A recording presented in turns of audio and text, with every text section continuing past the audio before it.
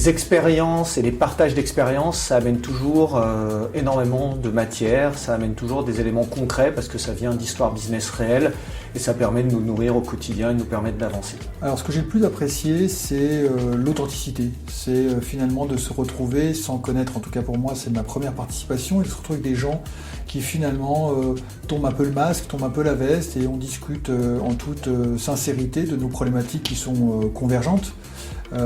Avec une aisance, avec une simplicité.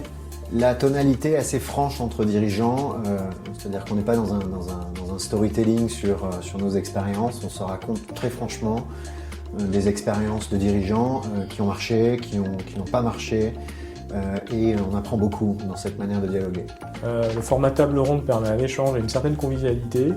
Ça nous permet de casser la glace plus facilement et d'avoir dans cette interactivité, je dirais, une certaine honnêteté et authenticité.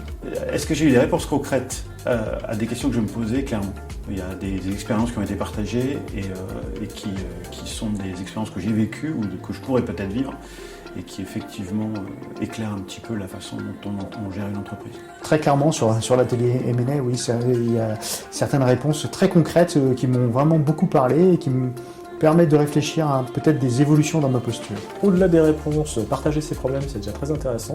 Profiter par un petit peu, piquer une idée sur l'aspect développement de la parité homme-femme.